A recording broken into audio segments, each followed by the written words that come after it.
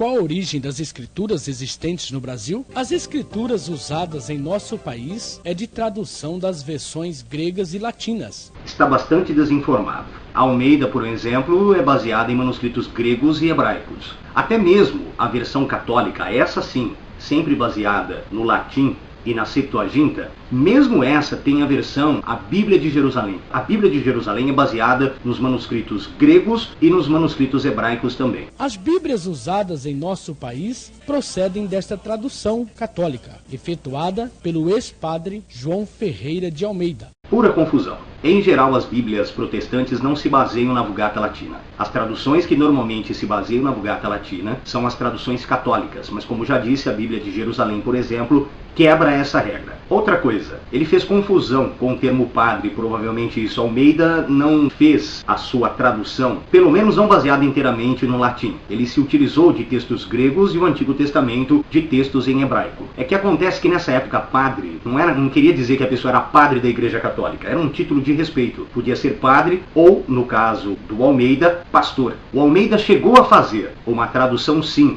baseada num texto latino. Mas depois ele perdeu esse manuscrito. E quando ele reiniciou a tradução, tudo indica que foi baseada no grego. Agora, ele tinha alguns rascunhos e algumas cópias dessa tradução em latim. Pode até ser que ele tenha utilizado também, mas certamente utilizou manuscritos gregos. E hoje a Bíblia Almeida foi tão revisada, por exemplo, pela Sociedade Bíblica do Brasil, que já não é mais aquela Almeida original. Essa Almeida revisada é baseada em manuscritos gregos. Não importa que não são manuscritos dos mais antigos, mas são baseadas em manuscritos gregos do Novo Testamento e no Antigo Testamento diretamente do texto hebraico. O Papa Paulo III ordenou que fosse incluído na tradução outros 7 livros apócrifos. Mas o Papa só disse aquilo que já consta na Septuaginta. Como muita tradução católica é baseada na Septuaginta, a Septuaginta já continha esses livros ditos apócrifos. Na realidade, eu discordo que a Igreja Católica utilize o cânon alexandrino, como eles gostam muito de falar. Porque o protestante segue o cânon palestino e segue à risca com todos os livros aceitos pelo cânon palestino. Já que a Igreja Católica quis se basear no cânon alexandrino, ela deveria incluir todos os livros da Septuaginta, coisa que ela não fez. Na verdade, ela retirou livros e não os incluiu. Então podemos dizer que a Igreja Católica não segue nem o cânon palestino e nem o cânon alexandrino. Como ela retirou alguns livros da Septuaginta, ela tem um cânon próprio, é um cânon católico. Como vemos no livro de Ezequiel, capítulo 36, versículo 20, parte A. Em chegando as nações para onde foram, profanaram o meu santo nome. Mas qual era o nome que o povo judeu havia profanado? O nome que o povo judeu havia profanado não era simplesmente a pronúncia do tetragramaton, Yod, He, Vav, He, YHWH. E sim, profanaram a pessoa do seu Elohim. O nome está atrelado à pessoa. O nome significa a própria pessoa. Durante todo o tempo da história da humanidade, o homem procurou interpretar o tetragrama sagrado. Ótimo, e eu me pergunto, onde é que está o tetragramaton aí? Ou o tetragrama, que ele tanto diz? Olha de novo. Veja que nós temos Yod, Re, Vav, Shin, Ain. Cadê o outro Re? Não tem, então não é tetragramaton, até porque aí tem 5 consoantes também. Será que esse senhor não sabe contar? Não é tetragramaton aí. E também essas consoantes não tem nada a ver com o nome do Adonai.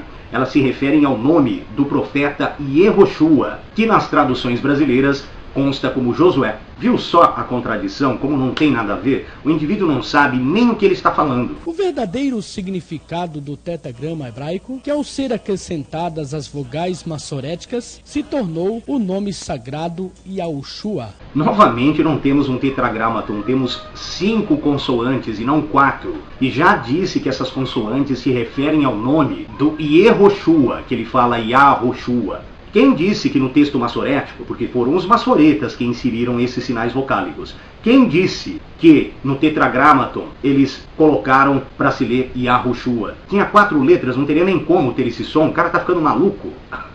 Muitas vezes eles colocavam sinais vocálicos da palavra Adonai, outras vezes colocavam sinais vocálicos do título Elohim. Capítulo 17, lemos: E o do filho está no pai? E o do pai está no filho. Ele quer dizer que o nome do pai está no filho. Vamos colocar que fosse Yahushua. Que nome do pai que está no filho?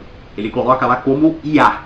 Mas aonde está o tetragramaton aí? Nós só temos duas consoantes, Y e H, Yod e Re. Então não é o tetragramaton e, portanto, não é o nome do Pai. É uma abreviação. Isso, para os judeus, era uma abreviação poética. E o fato dessa abreviação estar como Yah não significa que a pronúncia do tetragramaton com as 4 consoantes comece com Yah. Pode até começar, mas não prova que começa. Para isso, você tem que conhecer a tradição judaica. Então nós só teríamos uma parte desse nome no nome do filho. O que está correto, porque não se coloca mesmo o nome do Elohim Adonai em qualquer outro nome que não seja o dele. Então, no máximo, são 3 letras que se usa. Yod e Reval. Nunca vai se usar em qualquer nome Yod e Reval Re. Em Jeremias, capítulo 23, verso 27... Vamos lá, vocês viram que no final diz que, assim como seus pais, esqueceram do meu nome por causa do Baal. Quem conhece o povo judeu sabe que um judeu poderia esquecer até a pronúncia do seu próprio nome, menos a pronúncia do Elohim.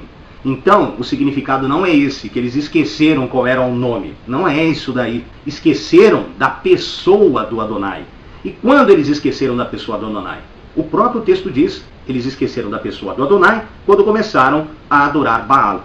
O nome que está nos originais. Bom, não há Yahushua, como ele escreveu, em nenhum dos originais. Isso são originais da cabeça dele. E o senhor desse documentário sabe tão pouco hebraico que ainda confundiu, que ele coloca um H no final, né? Yahushua com H no final, sendo que é um Ain. Ele não sabe nem diferenciar um Ain de um rei. Não tem H. Como é o caso do texto citado de Mateus, que se encontra na biblioteca de Cesareia. Esse senhor nordestino deve ter inventado a máquina do tempo e não está dizendo para nós, porque o manuscrito que ele se refere dessa biblioteca foi citado por Hierônimos. Na época dele, esse manuscrito estava nessa biblioteca. Era um manuscrito do Matitiyahu em hebraico, que se acredita que seja inclusive o original. Porém, esse manuscrito se perdeu. Inclusive na tradução que eu estou fazendo fiel e literal do Novo Testamento, eu quero resgatar esse texto original do Evangelho do Matitiyahu em hebraico. Mas como que eu posso fazer isso? O paulista aqui, não tenho a máquina do tempo. Eu só vou poder me basear em fatos. E quais são os fatos? São as citações desse Evangelho nos textos dos pais. Não confundir esse Evangelho do Matitiyahu com versões da Idade Média em hebraico. Essas versões também estão corrompidas, não sabemos qual a procedência disso daí. Elas contêm muitas lacunas que foram substituídas pelos seus tradutores. Elas não servem como base. O nome verdadeiro Yahushua é confirmado no comentário de rodapé da Bíblia Vida Nova, traduzida pelo padre João Ferreira de Almeida, da editora SR Edições Vida Nova. Pronto, vocês estão vendo aí? Está escrito Yehoshua, e ele pronuncia como se fosse Yahushua. Desse jeito ele prova qualquer coisa. No Atlas Enciclopédico Internacional, editora Michalane, página 69, também encontramos o nome sagrado. Mais uma vez nós vemos o nome Yehoshua, nada de Yahushua. Na Bíblia Sagrada de tradução do padre Antônio Pereira de Figueiredo, página 1061, a respeito do texto em pauta, encontramos ali o nome sagrado Yahushua. Outra vez está escrito Jehoshua. Não tem nada nem de Jahoshua e nem de Yahushua. O que você vai fazer com uma pessoa dessas? Os primeiros a traduzirem dos originais hebraico as escrituras para seu idioma substituíram o verdadeiro nome Yahushua por um nome grego Jesus. O Novo Testamento em grego não é uma tradução de nenhum livro em hebraico a não ser do Matitiyahu. Esse nós temos prova, que realmente foi escrito em hebraico, ou talvez em aramaico. Mas o restante dos livros não. Então não foi substituído por nada.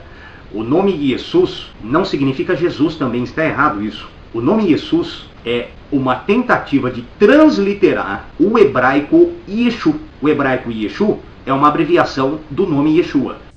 Nome este atribuído ao deus maior da Grécia, o Zeus mitológico.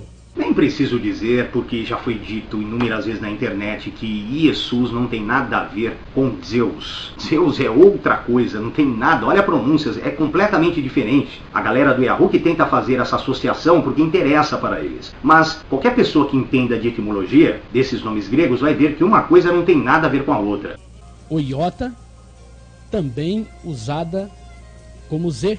Olha, acabou de inventar, já inventou hebraico, agora está inventando um grego também. Sim, um iota com som de Z, só na cabeça dele. Eu nunca vi isso. Ao traduzir na chamada Vulgata Romana, Jerônimo mudou o nome grego Iesos para o nome romano Jesus.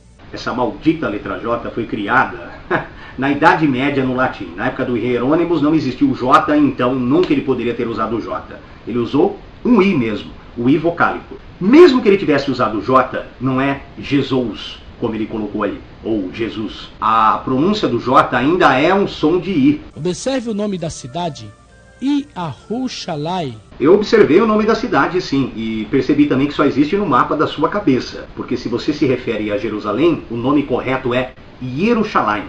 Em Atos 11:5, encontramos a afirmação que somente em Antioquia os discípulos pela primeira vez foram chamados de cristãos. Errou também no versículo, não é Atos 11:5, é Atos 11:26. Os discípulos, antes de chegarem a Antioquia, eram chamados pelo nome hebraico de Mehishirim, ou seja, messianistas. Mais uma vez ele errou a pronúncia daquilo que ele próprio escreveu. A pronúncia correta é Meshirim. A primeira vez que eles foram chamados de cristianos, ou, baseando-se no hebraico, Meshirim, foi justamente em Antioquia. Antes disso eles não tinham esse nome. E eu desafio qualquer pessoa a me provar que antes desse evento eles eram chamados de cristianos ou Meshirim. Obrigado a todos vocês que assistiram, curtam o vídeo e se inscrevam no canal. Valeu!